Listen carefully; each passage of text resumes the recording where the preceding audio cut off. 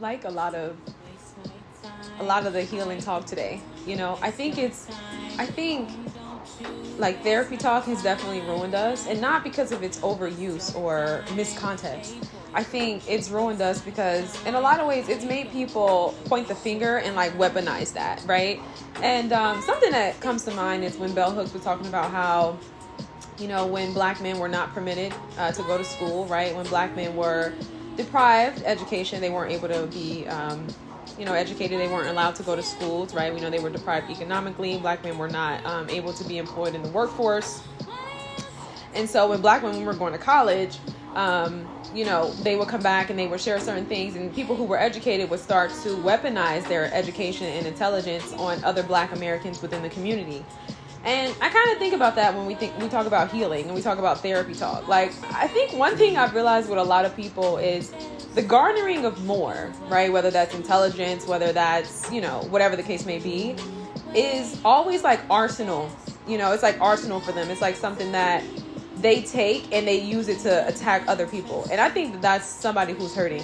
When I think about so much of that goes on in today's world, like, I'm so big on not ingesting too much these days. Like, I don't think you always need to know somebody's entire history, but I just think context is everything. Like, when you know how to conduct yourself, when you have an understanding of like who you are, you know what I mean? Like, you've got to really be mindful of that, And I guess to break this down, and I'm going to spend this podcast kind of like explaining what it is I'm saying. It's like, I feel like you have a lot of people who think linearly, right? And like, it's very narrow in the sense of like, and I want to talk about forgiveness because I think this is a big thing.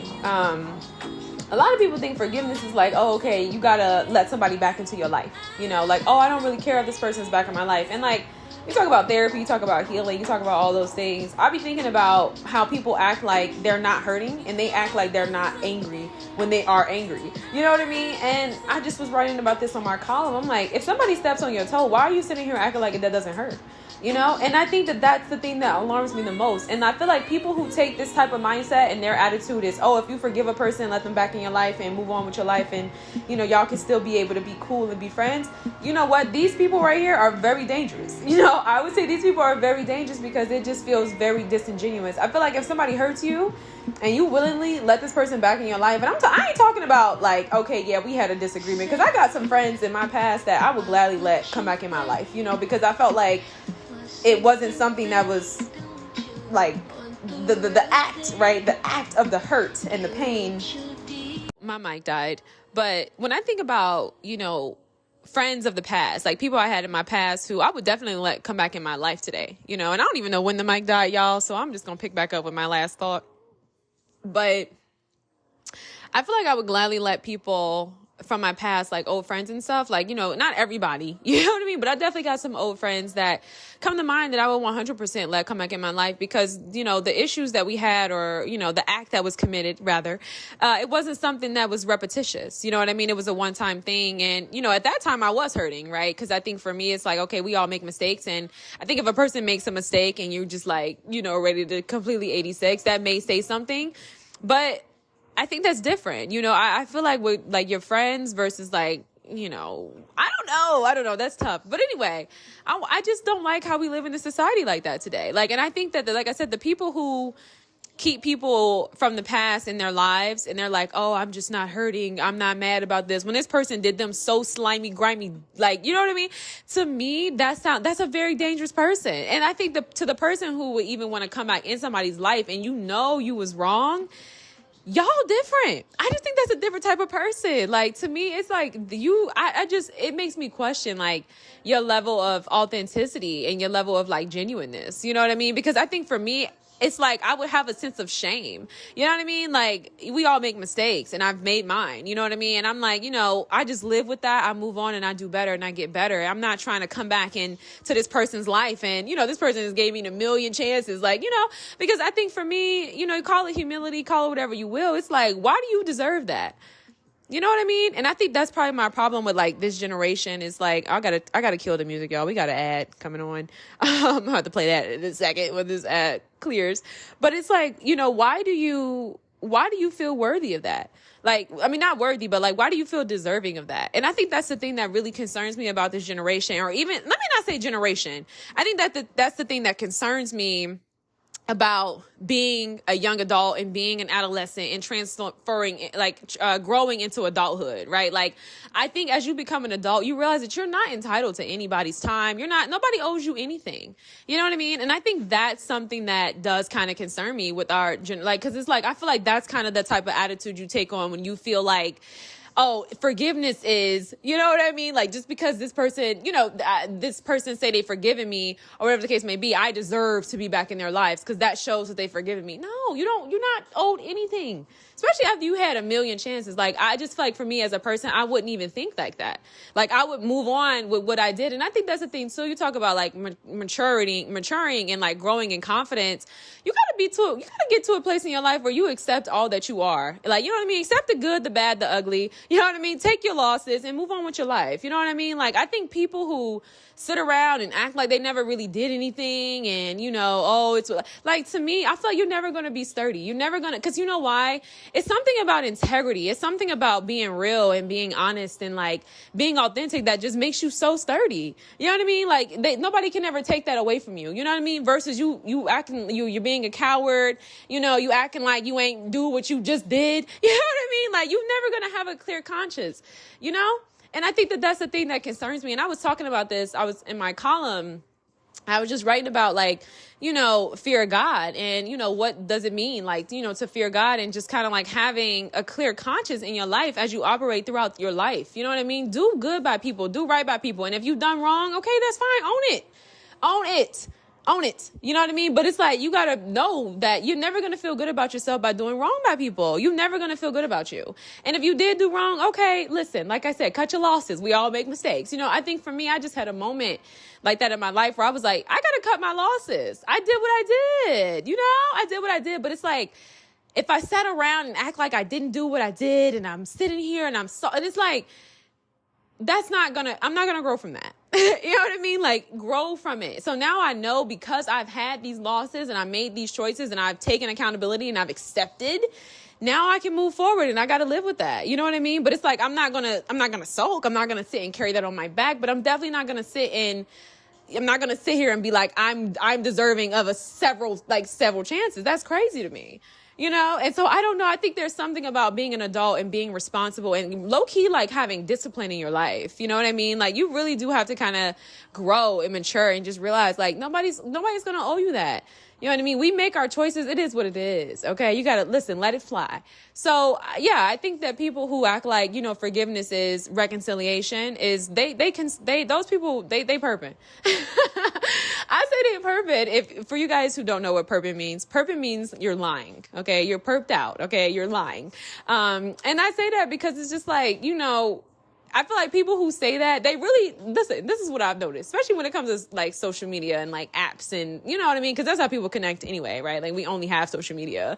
I feel like people keep in their lives, like, you know what I mean? Like, when clearly it's, you know what I mean? It's really probably beyond reconciliation. Like, they don't even want to deal with this person. Like, they don't want to be in a relationship. They don't want to be friends. Like, if you keep a person in your life and you don't even want those things, to me, it just gives like you perped out. Like, you trying to say you forgiven, but you really just seeking vengeance you about to put in so much concerted effort to prove to this person why your life is so much better because they're no longer in it. You know what I mean? And I feel like that's how y'all get y'all vengeance. But y'all be perked out. Like, oh, I'm still rocking with this person who stole my car. And like, I forgave. I'm not even hurt. Like, what? What?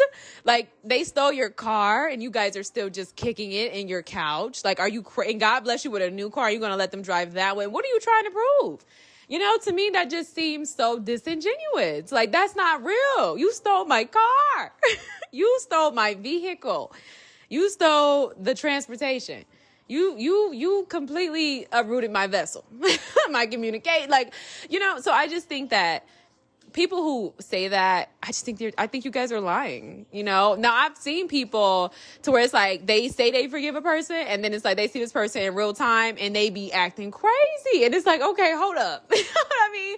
But I think for me, it's like, it just gives boundaries, you know? That's what forgiveness looks like. I don't think that it gives, and I just feel like that's kind of what, and that goes back to my main point of saying, I think that that's what modern media and like therapy talk and all of that did. Like, it really just kind of created this false sense of like what forgiveness looks like. And I think you have a lot of people who are delusional, and it's like they're entitled to that, you know? And it's like, I don't know. I think for me, when I think about, listen, hey, not perfect, but but I think about the people who may have forgiven me or they may have not, but I don't really sit around thinking like, oh, did this person forgive me? Like, I don't feel entitled to their forgiveness. You know what I mean? Like, I don't feel entitled to that. I don't even know. I don't even know if they forget. I don't know. You know what I mean? Like, how I would have no way of knowing that. You know why? Because I've moved on, and so have they. And I haven't, I'm not climbing out the dumpster, trying to, come into their lives, sit at the front row seat of their lives. Like, it is what it is. You know what I mean?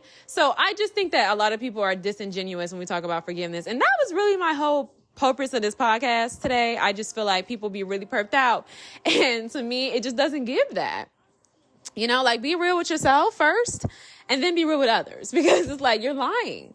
Like I said, man, I gotta reiterate, because, it was kind of like an aha moment, but it was very insightful. I'm like, no, I think people who keep people around, and they know they don't want nothing to do with the person. They know this person did them so grimy, so slimy, and it is all in the name of forgiveness. It's like, who are you trying to prove this to? They stole your car. They stole your vehicle.